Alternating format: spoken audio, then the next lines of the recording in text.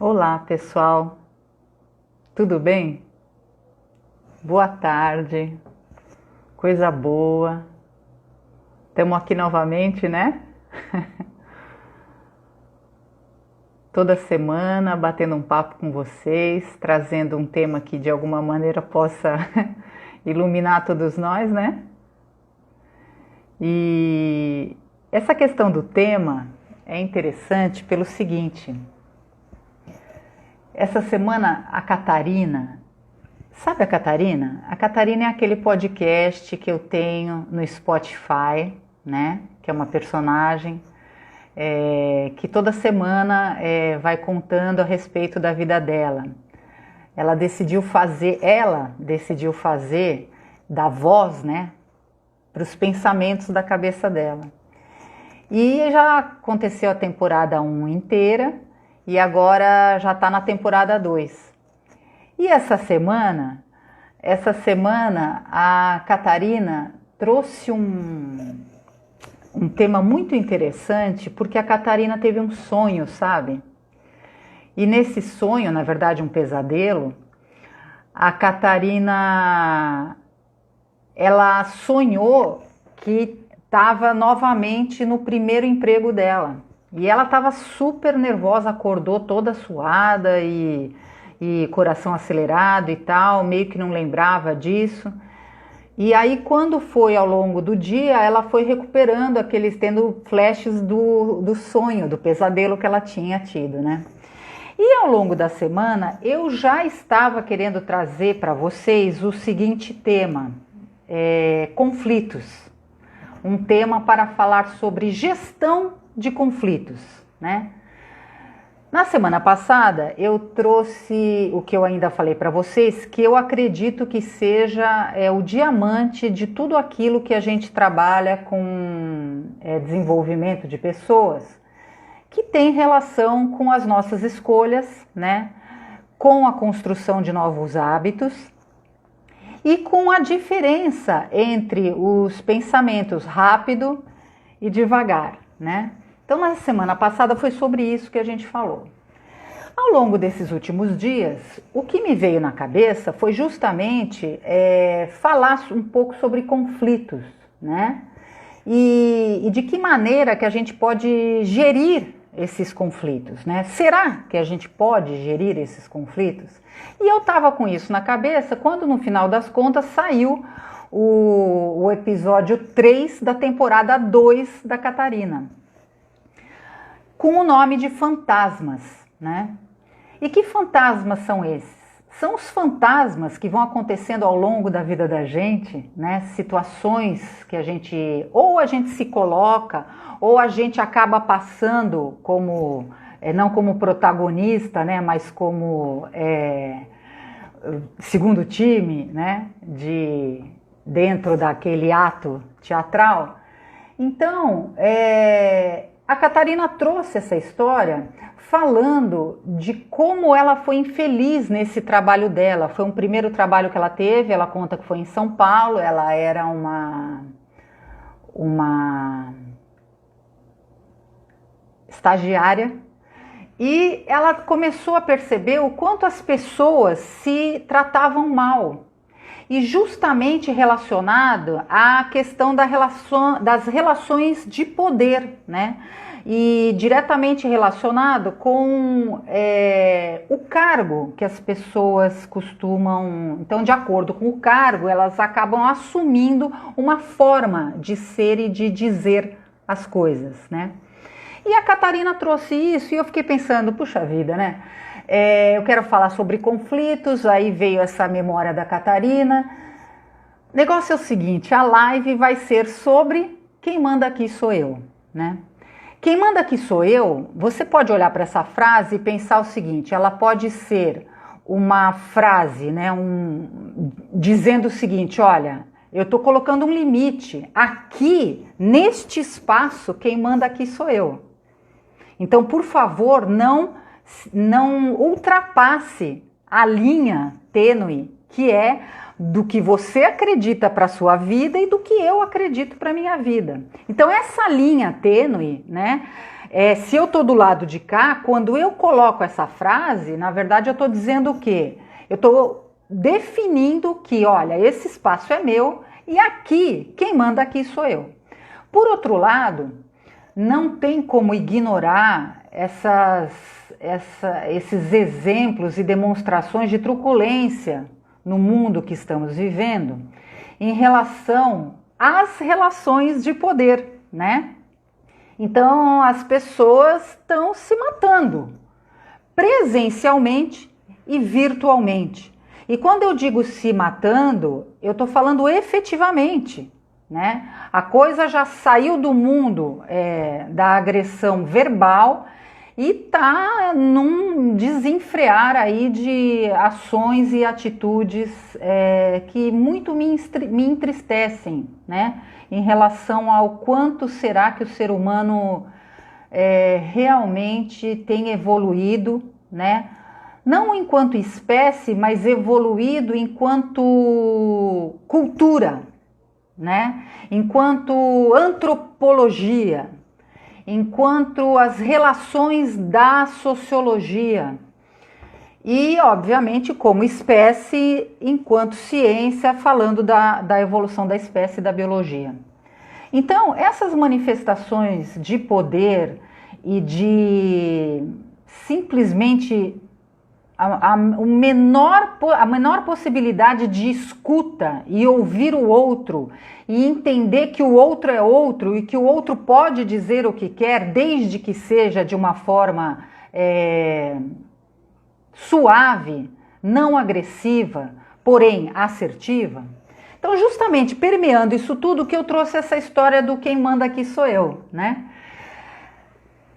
É importante que a gente faça o processo de autoconsciência de quem somos, justamente para entender qual é o nosso tamanho e a nossa dimensão, né? Então aí a gente vai revisitando todas as ciências que já estudaram a respeito da importância do outro na existência do né? Enquanto relação social. E aí a gente vai ter, por exemplo, a psicologia, ela já descreve ao longo das muitas décadas de estudos e avanços os tipos de personalidade, traços de personalidade, né? Então a gente sabe que tem pessoas que são mais impositivas, outras pessoas são mais fechadas, mais introvertidas. Então tem o extrovertido, o introvertido e por aí vai. E aí a gente poderia entrar, por exemplo, em todos os traços de personalidade descritos nos Big Five, para quem quiser pesquisar, né? Justamente a teoria dos tipos de personalidade. A gente tem os estudos do MBTI, né? Que vieram a partir dos estudos do Jung. O fato é que existem pessoas de vários tipos e cada uma, dentro do seu traço de personalidade, do seu tipo de personalidade, ela se comporta de uma forma no mundo, ela age de uma forma no mundo, tá certo? Agora, a neurociência, o que a neurociência trouxe, agregou de valor nessa coisa toda maravilhosa que a gente já tem com todas as ciências, e sempre partindo da ciência mãe, que é a filosofia. A neurociência, com o avanço da tecnologia, pôde, desde 80 para cá, ir fazendo a verificação de todas essas teorias, de todas as outras ciências. E por isso que a gente tem tantas interfaces em relação a neurociência, engenharia, neurociência, biologia, neurociência, psicologia e por aí vai. Então, a gente já sabe, já foi descrito a existência dos neurônios espelhos, né? E lá para a década de 90 foi um italiano, né, que acabou encontrando a existência desses neurônios espelhos, e a partir desse trabalho dele, a educação, a pedagogia, as corporações, a parte do RH que trabalha justamente com a gestão de pessoas, pôde começar a olhar para tudo aquilo que já existia como ciência, como teorias científicas dentro de cada nicho de ciência e ver que, olha, é fato, o negócio acontece mesmo, né? Então, em relação, falando sobre a educação, sobre a aprendizagem, a gente já sabe que a questão da imitação, a questão do espelhamento no outro para poder descobrir quem sou, ela faz parte da aprendizagem como um todo, a gente já sabe disso, né? E de que maneira eu pego isso e trago para o meu dia a dia? Porque essa que é a questão. Não adianta ter a ciência lá longe e eu não conseguir fazer esse link com a minha vida pessoal. E de que maneira eu posso pegar esse conhecimento e trazer para o meu dia a dia e ter um pouco mais de compreensão a respeito de quem somos, a respeito de como eu ando reagindo às situações da vida, se eu estou tendo resiliência emocional, equilibração, se eu estou muito no modo automático e, portanto, no meu sistema emocional, apenas reagindo e muitas vezes reagindo como um bicho, até quiçá, né? Então, essa questão do comportamento, por isso que eu dizia que na live da semana passada, acabou trazendo a base do que importa para a gente trabalhar com desenvolvimento. Tá certo? Agora, eu preciso pegar isso e trazer um significado para aquele que está à minha frente, quando eu faço processo terapêutico, quando eu faço o processo de educação cognitiva, do ACT e por aí vai.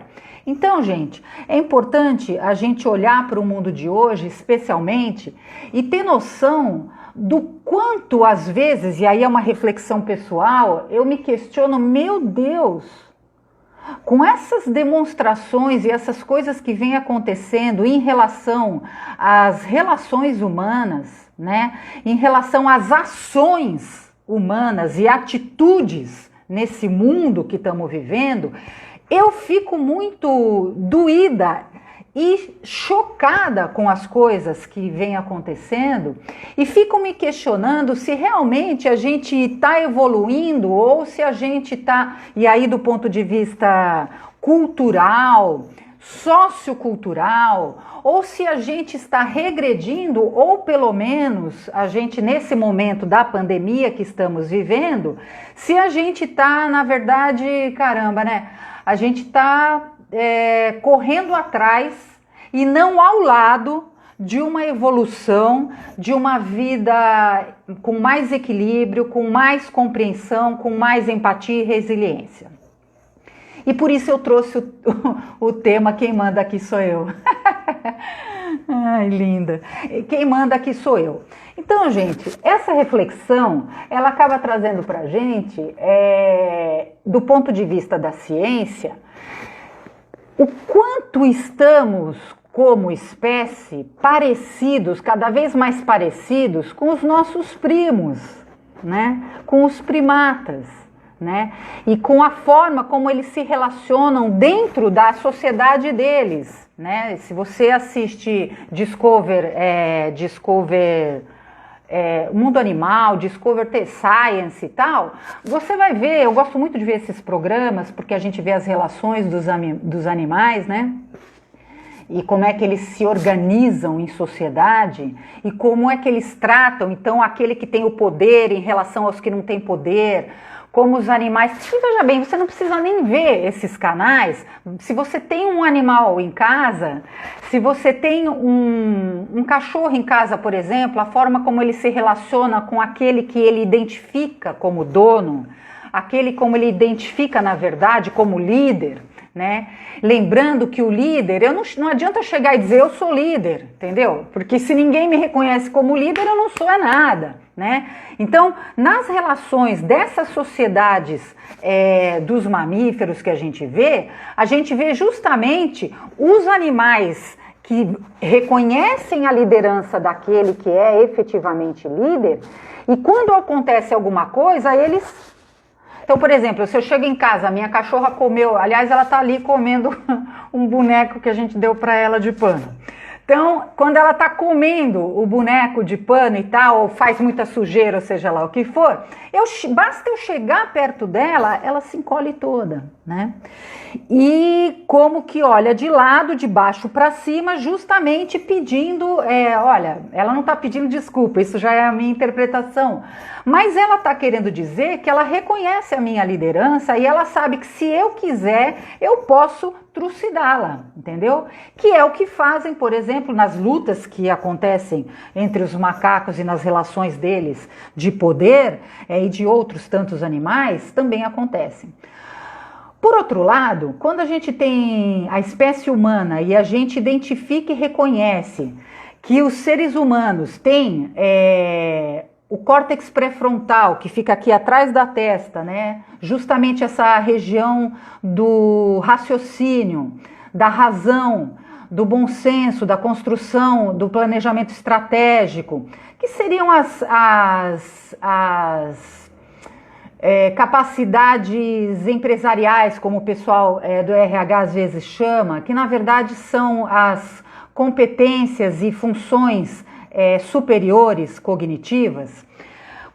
Essa região, ela deveria estar atuando mais, porém o que a gente tem assistido aí em volta é justamente, como se fechasse a região do córtex pré-frontal que tem o bom senso, e a gente abrisse direto, simplesmente o instinto.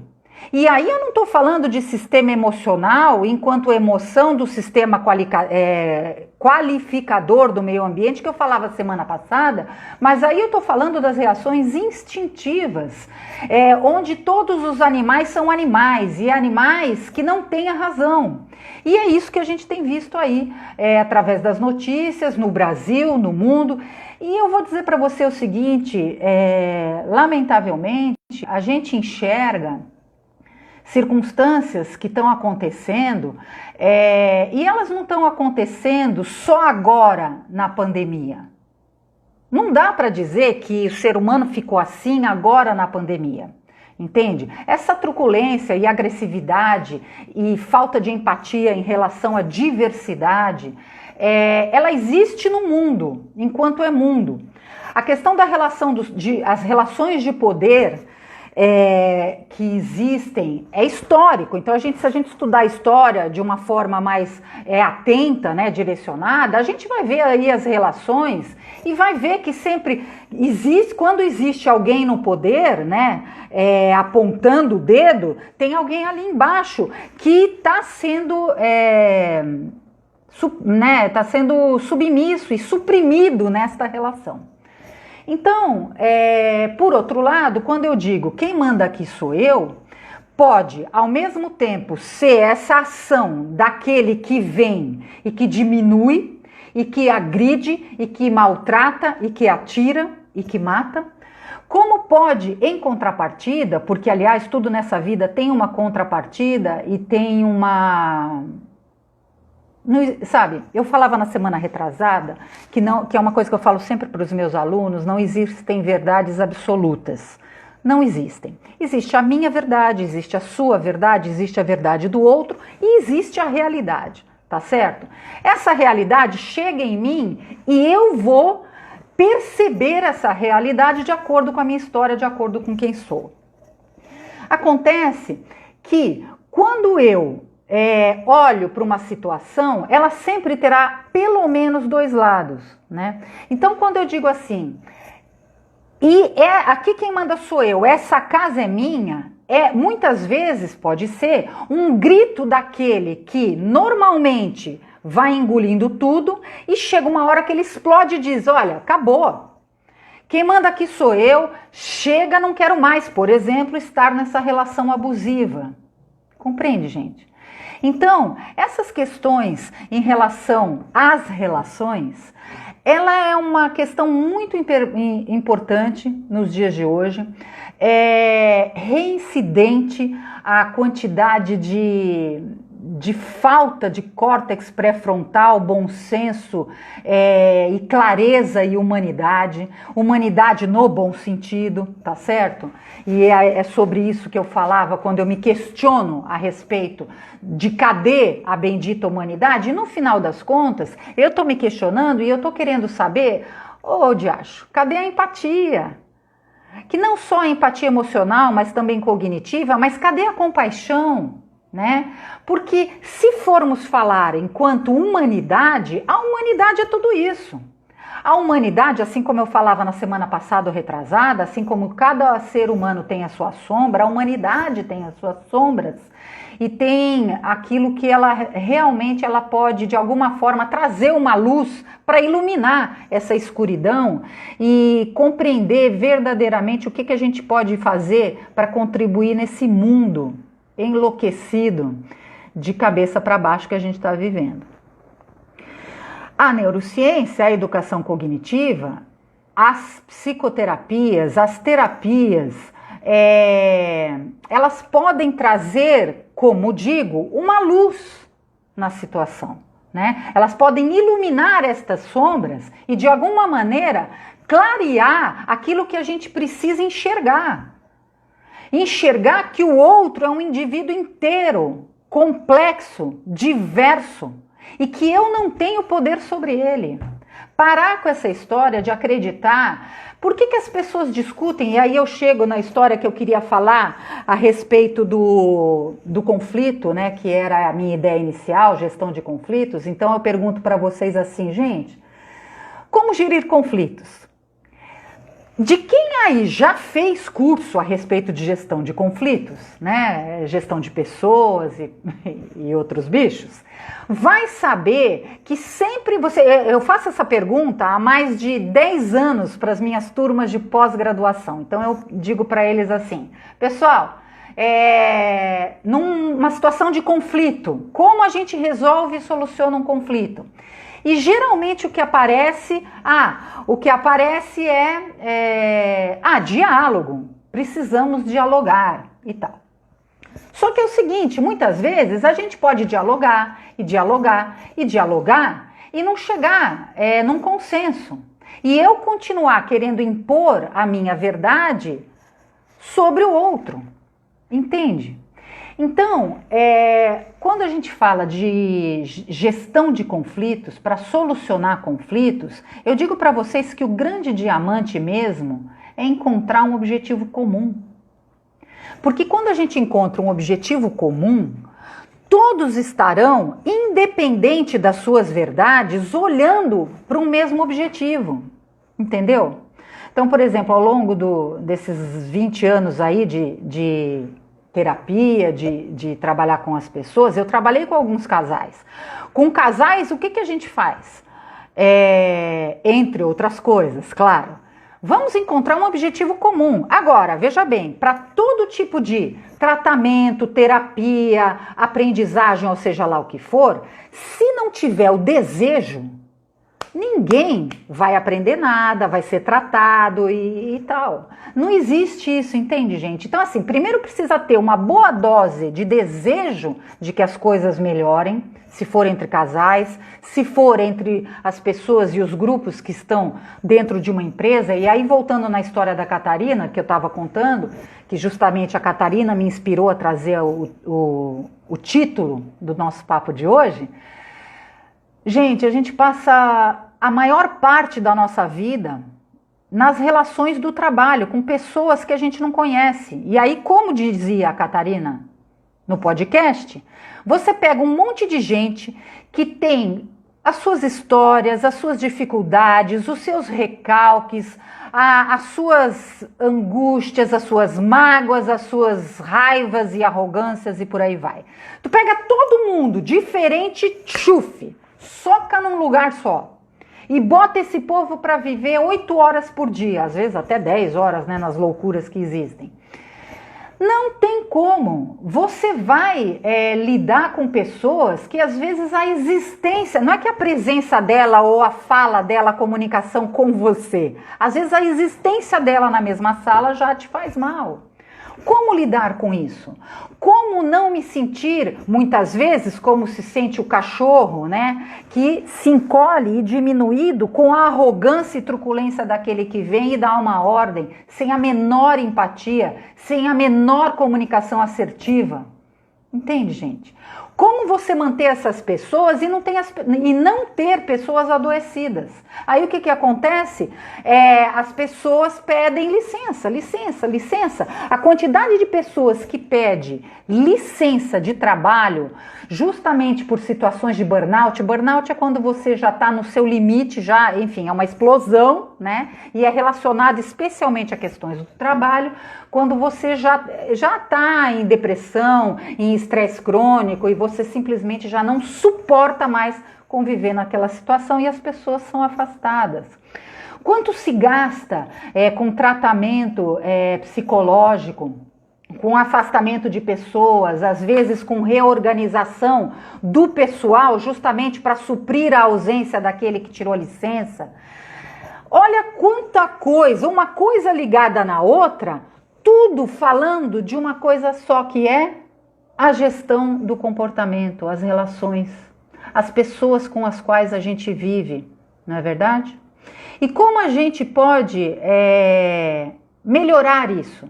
De que maneira? Pois é, a gente fica muitas vezes, muito tempo em situação de burnout e não trata. E aí é o seguinte, se a gente não trata, o corpo vai apitar. Ele vai apitar e vai mostrar que ele está doente aqui, acolá, e ele vai mostrando um monte de lugar no corpo que vai explodindo, né? Exato, as diferenças, né, Ana? Elas precisam ser aceitas. Respira, inspira, não pira, mas as diferenças, elas precisam ser compreendidas como o todo e o complexo do outro. Porque quando eu olho para o outro e não aceito, ou aceito, eu estou querendo acreditar que eu estou acima desse outro. E na verdade não estou, porque é tudo igual. Teve uma Catarina que ela fala disso, né? A vida é isso, a gente nasce, vive e morre, e na hora que morre é tudo igual, entendeu? Então, não interessa se era o dono da empresa, se era aquele chefe que enchia a paciência de todo mundo e agredia todo mundo, se é aquele marido abusivo, aquela relação abusiva que as pessoas não conseguem sair. Então, gente, quando eu falei justamente de quem manda aqui sou eu, primeiro, olhar para o que a gente está vendo dessas reações terríveis e assustadoras de ausência de empatia e compaixão e resiliência e humanidade. E por outro lado, é justamente dizer para vocês que qual seria a saída para essas situações que a gente está vivendo. A saída é autoconhecimento. E eu fico muito feliz de saber, eu sou de um tempo, eu e muitas pessoas que são da mesma época que eu, que também se formaram psicoterapeutas holísticas, né, Andréa? Então, pessoas de muitos anos atrás que se formaram e acreditavam que o indivíduo precisa ser tratado como um todo. Entendeu? Porque ele é tudo isso. Ele é mesmo plural. E então a gente precisa entender que o indivíduo é complexo, que ele tem todas essas questões dele, mas se eu não olhar para isso, eu vou passar pela vida sofrendo às vezes mais, sofrendo menos e abdicando daquilo que é mais importante para o indivíduo, que é a autonomia, sabe, gente? Construir a minha autonomia. A gente ouve às vezes essa balela aí de autoconhecimento. Bicho, se eu não fizer autoconhecimento, eu não desenvolvo a minha autonomia. E a minha autonomia me dá as ferramentas necessárias para eu me colocar e dizer, olha, aqui quem manda sou eu, nesse espaço quem manda sou eu. Você no seu espaço, você manda. Na nossa relação, ninguém manda, trocamos. E dessa maneira, a gente, quem sabe, poderia construir um mundo melhor. Entendeu, gente? Oi, queridas. Então, a gente poderia escolher um mundo melhor. Agora, Volto a falar na Base Nacional Comum Curricular como um documento de direcionamento. Uma das 10 competências a serem desenvolvidas hoje, desde a educação infantil até ensino médio, e eu diria para o resto da vida, é o autoconhecimento, né? O autocuidado. Acho que é a 8ª competência, se não me engano, pouco importa o número, o fato é que ela está lá. E ela deve ser, o que cabe ao professor, né? Ao professor cabe oportunizar um ambiente seguro, de troca, de aprendizado, para que todos possam exercer, né, o direito, né, Marta, de dizer não. Que é aquela frase que eu uso muito, liberdade é dizer não. Liberdade é eu dizer não para aquilo que eu identifico que não me faz mais bem. Pode ter feito ao longo da minha vida, mas hoje não faz mais bem. Então, quando eu faço autoconhecimento, quando eu desenvolvo e encontro a minha autonomia e o meu tamanho, que é o que eu falo no ACT, né? Atuar de forma plena, inteiro como sou, eu encontro o meu tamanho e eu posso me apropriar e dizer, olha, não. Não para uma relação abusiva, não para uma relação abusiva dentro de casa, não para uma relação abusiva entre amigos, não para uma relação abusiva entre os poderes dos cargos nas empresas. Entende, gente? Então era isso que eu queria falar para vocês. Eu acredito, eu espero que vocês, que isso entre no coração de vocês e encontre eco e que a gente possa fazer aí uma corrente, sabe? Uma corrente de autonomia, de autoconhecimento e posicionamento de dizer não para aquilo que verdadeiramente não faz mais sentido. Chega de, nem dizendo não, nem dizendo sim, na verdade eu estou me submetendo ao outro. E isso também não está valendo, entendeu? Isso também não está valendo. E a neurociência trouxe para nós aí a comprovação, eles encontraram os neurônios espelho. A gente sabe, e aí assim, alguns podem dizer... A gente ouve muito isso na psicologia, viu, gente? Deixa eu ver quanto tempo deu aí da nossa conversa. Já estamos no final, com a minha Pocket Live. Mas durante muito tempo, e a gente ouve bastante isso, as crianças repetem o que elas enxergam nos pais. O irmão mais novo repete o irmão mais velho. Quando um começa a rir, todo mundo começa a rir, por aí vai. Isso são os neurônios espelho atuando, né, nas relações. Isso é o neurônio espelho atuando. Só que os neurônios espelho, eles vão muito além. Hoje estão sendo feitas outras pesquisas para entender melhor essa questão de como a gente pode, através da utilização dos neurônios espelho, entender melhor as habilidades sociais. Sociais na medida do quê? Da relação de um com o outro. E é onde a gente encontra os neurônios espelho, trabalhando justamente no desenvolvimento da empatia, entendeu? Então, é isso que a neurociência traz para nós em relação a todo esse conhecimento que já foi descrito, na psicologia, né? E sim, Zezé, mas não há como eu me amar em primeiro lugar se eu me desconheço. Por isso que o tal do autoconhecimento é importante. E finalizando então, sim, a gente precisa, sim, se amar, mas para eu me amar eu preciso acolher tudo aquilo que sou e não só a minha parte boazinha, né? É me acolher como um todo. E o que eu tenho para dizer para vocês é o seguinte, gente, uma das primeiras palestras que eu dei, 20 anos atrás, ela se chamava, que engraçado, né? Mestre de si mesmo. Há poucos anos atrás, quando eu voltei para Santos, eu resgatei o nome dessa palavra e coloquei numa palestra que eu dei aqui em Santos, mestre de si mesmo. O mestre de si mesmo é esse. É aquele que manda na sua história, nas suas coisas, e entende que ele faz parte de um mundo conectado. Conectado, e aí não estou falando da internet, conectado com o outro, porque se eu como os alimentos que eu como, é porque alguém plantou esses alimentos. Compreendeu? Se eu vou naquela loja que fez aquelas roupas, é porque aquela loja comprou as roupas de alguém que fez, da costureira e tal. Então, essa relação cíclica, esse conjunto fechado, aberto, que a gente pode ter, e aí vamos falar sobre economia comportamental, eu acho que é um bom tema para a semana que vem, quem sabe, falar um pouco sobre ecologia humana e economia comportamental, para aprofundar mais essa questão das nossas escolhas de consumo sustentável, uma vida mais sustentável e tudo isso aí. Tá bom, gente? Feliz que vocês estão aqui, agradeço profundamente a presença de vocês. Gente, lembra, se você não precisa, alguém pode precisar.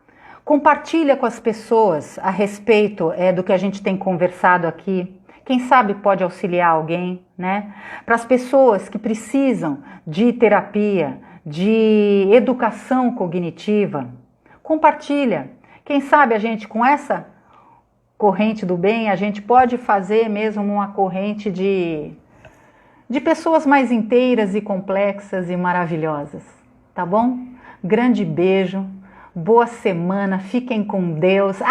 Segue a Catarina no Spotify e no YouTube. Tá bom, gente? Grande beijo. Tchau.